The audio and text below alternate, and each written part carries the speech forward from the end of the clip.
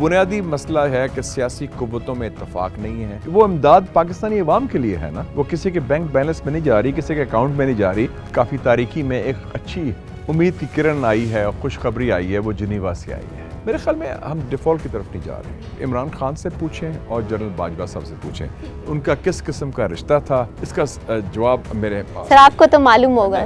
I don't know. اگر election کا سال ہے تو جو الیکشن کیمپین تو میاں صاحب ہی لیڈ کریں گے. میں سمجھتا ہوں کہ نئے آرمی چیف کی سب سے بڑی بات ہے کہ انہوں نے جو تھوڑی بہت ہی ایک تاثر تھا ایک خلیج کا مسلح افواج اور عوام کے درمیان, وہ خلیج کو دور کرنا ہے. ہمیں اسٹیبلشمنٹ سپورٹ کرے تو بڑا اچھا ہے. یوکرین کے ایک علاقہ ہے کرائمیا پر, تو ادھر پہ G20 کانفرنس ہو جائے تو کیا محسوس کریں گے. یہ دورے معیار نہیں ہونے. میں آپ سے اتفاق کروں گا, میں افسوس سے اتفاق کرنا پڑ رہا ہے کہ 2022 ہم نے سال ضائع کیا. السلام علیکم ناظرین, میں ہوں انوش شیخ خان اور آپ دیکھ رہے ہیں ڈیلی ممتاز ڈیجیٹل. ناظرین, آج ہم بات کریں گے پاکستان کے دو اہم مسائل پر. سب سے پہلے بات کریں گے پاکستان میں جو معاشی مسائل چل رہے ہیں ان پر, اور اس کے بعد ہم بات کریں گے سیاسی مسئلے پر بھی. اس سلسلے میں گفتگو کرنے کے لیے آج ہمارے ساتھ موجود ہیں سینئر جرنلسٹ اور ممتاز سیاستدان, اس کے ساتھ ساتھ انفارمیشن منسٹر بھی رہ چکے ہیں اور سینیٹر بھی ہیں, اور اس کے علاوہ ڈیفنس کمیٹی کے چیئرمین بھی ہیں, اور چائنا پاکستان جو ان کی ہے انسٹیٹیوٹ ہے اس کے چیئرمین بھی ہیں. تو ان سے بات کرتے ہیں. ہمارے ساتھ اس وقت موجود ہے مشاہد حسین سید صاحب. السلام علیکم سر. السلام علیکم جی, thank you for inviting me. سب سے پہلے بات کر لیتے ہیں پاکستان کے اہم مسئلہ جو آج کل چل رہا ہے. آٹے کا شدید بحران ہے, معاشی مسائل سے پاکستان دو چار ہے, ڈالر کی قیمتیں آسمانوں پر پہنچ گئی ہیں, بجلی گیس غریب عوام کو میسر نہیں ہے. سر آپ کو کیا لگتا ہے عمران خان کی حکومت میں اب کی نسبت مہنگائی کم تھی, اور عمران خان کو ہٹانا کیا ضروری تھا, اور اس سے عوام کو کیا فائدہ ہوا ہے؟ پہلے تو ایک اس سارے ماحول میں جس کا آپ نے ذکر بھی کیا اور کافی تاریکی میں ایک اچھی امید کی کرن آئی ہے اور خوشخبری آئی ہے, وہ جنیوا سے آئی ہے. بالکل. اور جنیوا میں ماشاءاللہ بہت کامیاب کانفرنس رہی ہے. یہ پاکستان کی کامیابی ہے, یہ حکومت کی کامیابی ہے, اور میں سمجھتا ہوں یہ جتنے پاکستان کی عوام ہیں وہ سب نے کوششیں کی ہیں, کاوشیں کی ہیں کہ ہمیں $10.5 ارب کی کمٹمنٹ دی ہے پوری بین الاقوامی برادری نے, چین سے لے کے امریکہ تک, سعودی عربیہ اور ویسٹرن آرگنائزیشنز بھی ہیں. تو یہ اس کا مطلب ہے کہ اگر ہم کس چیز کے پیچھے پڑ جائیں, ٹیم ورک ہو, ہوم ورک ہو, کوششیں ہوں, تو ہم اپنا مقصد حاصل کر سکتے ہیں. بالکل صحیح ہے سر. اس پر میں آپ سے تھوڑا سا ڈس ایگری کرنا چاہوں گی کہ یہاں پر ہمیں امداد ملی ہے, لیکن ہماری پاکستانی عوام کی سوچ کب تبدیل ہوگی؟ وہ ایسے خوش ہو کر ٹویٹر پر ٹویٹ کریں جیسے ہم نے پیسے دیے ہیں, لیے نہیں ہیں. یہ بھی اچھی بات ہے کہ وہ امداد پاکستانی عوام کے لیے ہے نا, وہ کسی کے بینک بیلنس میں نہیں جا رہی, کسی کے اکاؤنٹ میں نہیں جا رہی. اور وہ لوگ پاکستان میں 3.5 کروڑ لوگ جو بے گھر ہوئے تھے اس اتنے بڑے فلڈ سے, ان کے گھر بنیں گے, ان کو ذریعہ معاش ملے گا, ان کے بچوں کو تعلیم ملے گی, تو یہ اچھی بات ہے, پاکستانی عوام کو فائدہ ہوگا. بالکل صحیح ہے. اچھا سر, جب بھی کوئی پارٹی اقتدار میں آتی ہے تو وہ پچھلی حکومت کو یا پچھلی جو پارٹی ہوتی ہے, اپوزیشن پارٹی ہوتی ہے, تمام تر معاشی بحران اور مشکلات کا ذمہ دار وہ اس کو ٹھہراتی ہے. اگر بات کر لی جائے سی پیک کی, جو بہت ہی اہم پروجیکٹ تھا اور آپ چیئرمین بھی ہیں اس کے انسٹیٹیوٹ کے, تو سر آپ کو کیا لگتا ہے کہ اس کی ڈیلے کا ذمہ دار کون ہے؟ ابھی تک کیوں نہیں تکمیل تک پہنچ سکا یہ؟ سی پیک تو چل رہا ہے. جو پہلا فیز تھا سی پیک کا, جو پاکستان مسلم لیگ نواز کے دور میں شروع ہوا, وہ بڑی کامیابی سے ارلی ہارویسٹ پروجیکٹس مکمل ہوئے. اس میں جب حکومت تبدیل ہوئی 2018 میں, اس میں سمجھتا ہوں کچھ غیر ذمہ دارانہ وزراء کے اور بے بنیاد الزامات اور غلط بیانی پر جو بیانات آئے, اس سے چائنیز کے ذہن میں کچھ یہ فیلنگ ہوئی کہ شاید یہ پوری طرح کمیٹڈ نہیں سی پیک میں. بعد میں حکومت نے تلافی کی, پھر بعد میں کرونا بھی آ گیا, اور اگر وہ بیانات نہ ہوتے تو بہتر ہوتا, کیونکہ ان بیانات نے ایک ابہام پیدا کر دیا کہ کیا وہ کمٹمنٹ قائم ہے سی پیک کے ساتھ کہ نہیں. تو اس کی وجہ سے تھوڑا سا ڈیلے ہوا. بعد میں میرے خیال حکومت نے بھی تلافی بھی کر لی, توبہ بھی کر لی, اور سمجھ آ گئی کہ چین کے بغیر پاکستان کا گزارا نہیں. ٹھیک ہے سر. اچھا سر, یہ بتائیے گا, پاکستان میں دہشت گردی ایک بار پھر سر اٹھانے لگی ہے. پاکستان کو پہلے ہی بہت سارے چیلنجز کا سامنا ہے, معاشی مسائل سے ہم دو چار ہیں. تو سر آپ کو کیا لگتا ہے کہ جو اسلام آباد میں بلاسٹ ہوا وہ سیکیورٹی فیلئر نہیں تھا, اور کیا دہشت گردی کیوں پھر سے سر اٹھا رہی ہے؟ میرے خیال میں وہ اتنا بڑا سیکیورٹی فیلئر نہیں کہہ سکتے، کیونکہ وہ دہشت گرد جو دہشت گردی کرنا چاہ رہا تھا وہ نہیں ہوئی، اور دہشت گرد پکڑا بھی گیا اور ایک پولیس والا شہید بھی ہو گیا، تو میرے خیال میں ایک بہت بڑے نقصان سے ہم بچ گئے۔ لیکن جو بنیادی مسئلہ ابھی بھی ہے کہ ہمیں اسٹریٹجک کلیئرٹی ہونی چاہیے کہ ہم نے دہشت گردی کا کیسے مقابلہ کرنا ہے۔ 2008 میں ایک تنظیم بنی تھی، اس کا نام ہے NACTA, national counter terrorism authority. وہ ناکام نے کر دی۔ وہ لیڈ آرگنائزیشن ہونی چاہیے۔ دہشت گردی کا کنٹرول فوج صرف اکیلے نہیں، یا پولیس اکیلے نہیں، یا انٹیلیجنس نہیں کر سکتی، یہ کوارڈینیشن ہے، اور لیڈ آرگنائزیشن نیکٹا ہونا چاہیے۔ نیکٹا کو ہم نے جان ڈالی نہیں، اور وہ کوئی بیوروکریٹک لڑائی کا پی ایم سیکریٹریٹ کے نیچے ہو یا وزارت داخلہ میں ہو، ان چیزوں میں وقت ضائع کیا۔ میں تو سمجھتا ہوں کہ نیکٹا کو فعال کریں، پروفیشنلائز کریں، اور اس کا ایک وار روم ہونا چاہیے، جیسے آپ کا اتنا خوبصورت اسٹوڈیو میں نے دیکھا ہے بہت بڑا، اس میں وار روم ہونا چاہیے، اس میں کوارڈینیشن وفاقی حکومت، صوبائی حکومت، intelligence agencies, police, counter terrorism department, special branch, سب مل کے یہ کام کریں۔ بالکل صحیح ہے۔ اچھا سر، اپوزیشن پارٹیز چاہتی ہیں کہ جلد از جلد الیکشن ہو جائیں، آپ کیا سمجھتے ہیں کہ الیکشن جلدی ہونے چاہیے یا نہیں؟ اور اس کے علاوہ جو جتنی بھی پارٹیز ہیں ہمارے ملک میں، وہ آپس میں ہی گتھم گتھا ہیں۔ پاکستانی عوام کی مجبوریاں کون سنے، ان کے مسائل کون حل کرے، اور کس طرح سے ان پہ کنٹرول کیا جا سکے؟ یہ میں آپ سے اتفاق کروں گا، میں افسوس سے اتفاق کرنا پڑ رہا ہے کہ 2022 ہم نے سال ضائع کیا۔ It was a wasted year. کس چیز میں ویسٹ ہوا؟ چپکلش میں، لڑائی میں، محض ہرائی میں، اور محض ہرائی جو ہوئی اتنی زیادہ کہ ایک دوسرے سے گفتگو بھی نہیں ہو رہی، اور سیاسی اختلاف کو ہم نے ذاتی دشمنی میں تبدیل کر لیا، اور آدھا وقت اس میں گزر گیا، اور آدھا وقت ایک لفظ ہے انگریزی کا، اس کا نام ہے ایکسٹینشن، اس میں گزر گیا۔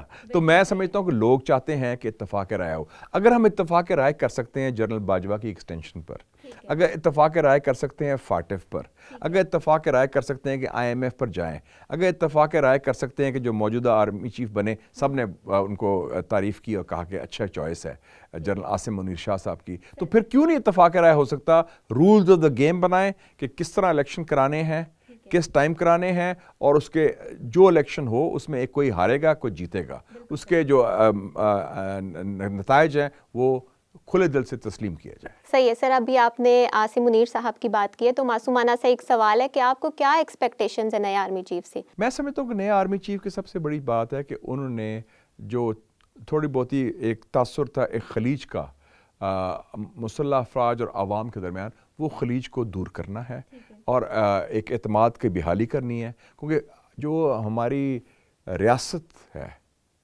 اس کا استحکام کا ایک محور ہے پاکستان کی فوج، جس پر ہم سب کو فخر ہے، کیونکہ یہ پاکستان کے اندرونی استحکام ہو یا بیرونی خطرات ہو، اس کا دفاع کرتے ہیں، اور میں سمجھتا ہوں کہ ان کو ماضی کی غلطیاں جو ہوئی ہیں وہ نہیں دہرائیں گے، اور وہ اس حوالے سے ان کی جو پہلا بیان بڑا حوصلہ بیان آیا تھا جب وہ بارڈر پہ گئے، اور انہوں نے کہا کہ جب اگر ایسی کوئی جنگ کسی نے مسلط کی، لیلوسی پر کہا، تو ہم اس کا جنگ جو ہے ہم دشمن کے گھر لے کے جائیں گے اور منہ توڑ جواب دیں گے۔ تو ایک حوصلہ والا بیان دیا، اور یہ ہم یہ ایکسپیکٹ کرتے ہیں پاکستان کے سپہ سالار سے، اور وہ ایک بڑے پروفیشنل آفیسر ہیں، سینئر موسٹ ہیں، پہلی دفعہ پاکستان کی تاریخ میں سینئر موسٹ افسر کو آرمی چیف بنایا، یہ بھی خوشائند بات ہے۔ سر، عمران خان کیوں تنقید کرتے تھے؟ ہمارے جو پچھلے آرمی چیف تھے ان پر اتنی تنقید کی ہے، اور سوشل میڈیا پہ کافی ان کی وائرل گئی ہیں، ٹویٹر پہ وہ ٹویٹ کرتے رہے بار بار، اس کی کیا وجہ؟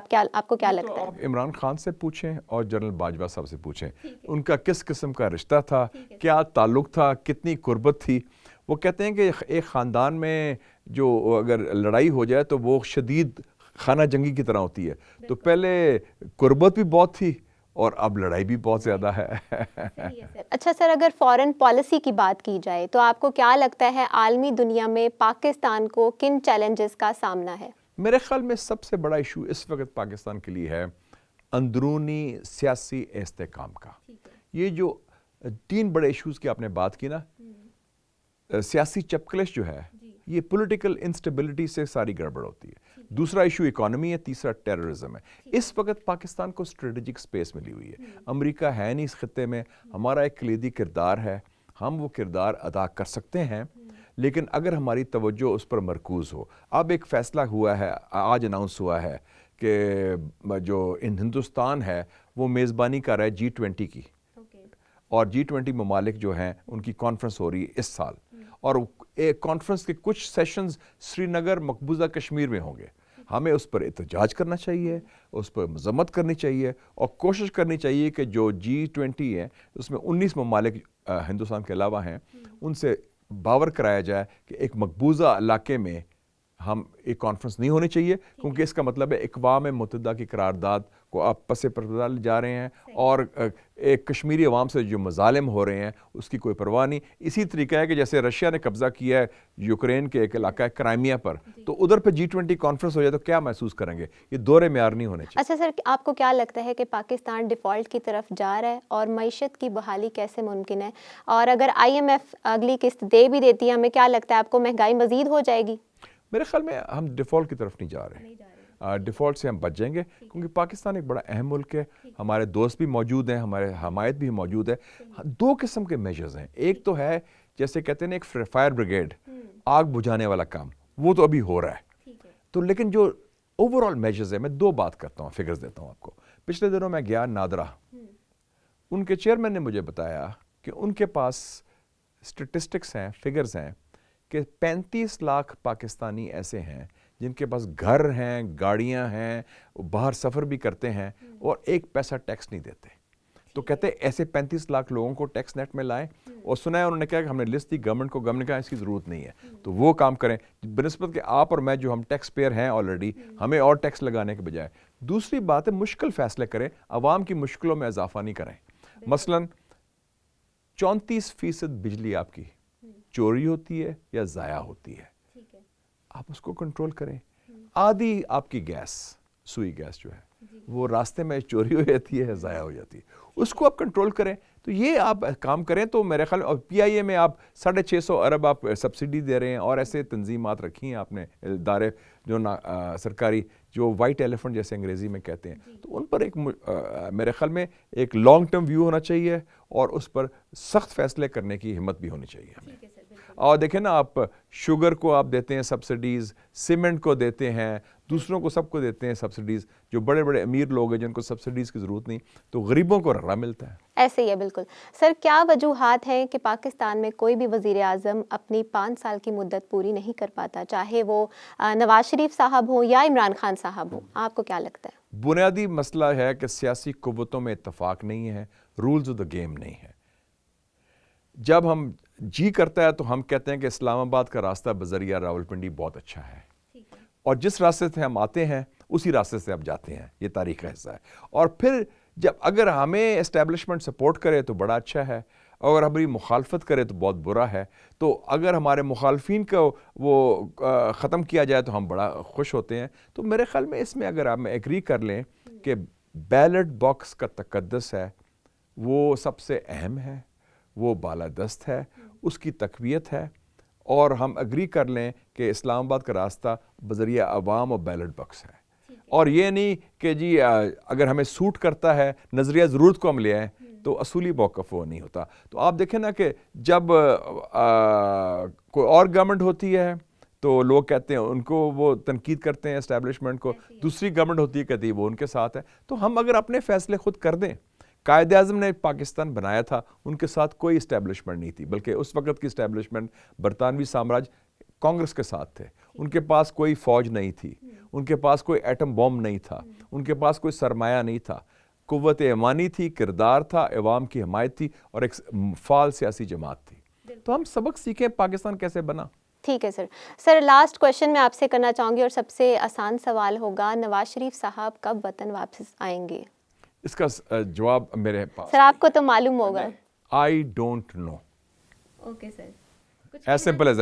میں ایسے آگے کئی دفعہ ڈیٹس دی گئی ہیں، ہر 2 مہینے بعد تاریخ دی جاتی ہے کہ وہ اگلے مہینے جاری ہے لندن. جی میں اس کے بعد جب تک وہ ادھر سے بیان آئے گا ان کی فیملی سے یا سرکاری جو ہمارے ترجمان ہیں پارٹی کے، ان کو بہتر معلوم ہوگا. سر ویسے آپ کیا سمجھتے کہ وہ وطن واپس لوٹیں گے اس سال میں؟ کچھ آثار ہیں؟ ہاں ضرور لوٹیں گے. اگر الیکشن کا سال ہے تو جو الیکشن کیمپین تو میاں صاحب ہی لیڈ کریں گے، تو انشاءاللہ وہ ضرور آئیں گے واپس. اپنا وطن ہے ان کا، اور وہ اس وقت بھی آئے تھے جب ان کی اہلیہ اتنی بیمار تھیں، اور ان کو چھوڑ کے کورٹ کیس میں واپس آئے تھے 13 جولائی 2018 کو، تو اب بھی انشاءاللہ ضرور آئیں گے۔ بہت شکریہ سر، آپ نے ہمیں وقت دیا۔ جی ہمارے ساتھ موجود تھے مشاہد حسین سید صاحب، ان سے ہم نے گفتگو کی اور کافی انفارمیشن بھی ملی ہوگی آپ لوگوں کو بھی۔ امید کرتی ہوں آپ کو آج کا پروگرام جو ہے وہ بہت ہی زیادہ پسند آیا ہوگا۔ دیکھتے رہیے گا ڈیلی ممتاز ڈیجیٹل۔ اب تک کے لیے اپنی ہوسٹ انوشے خان کو دیجیے گا اجازت۔ خدا حافظ۔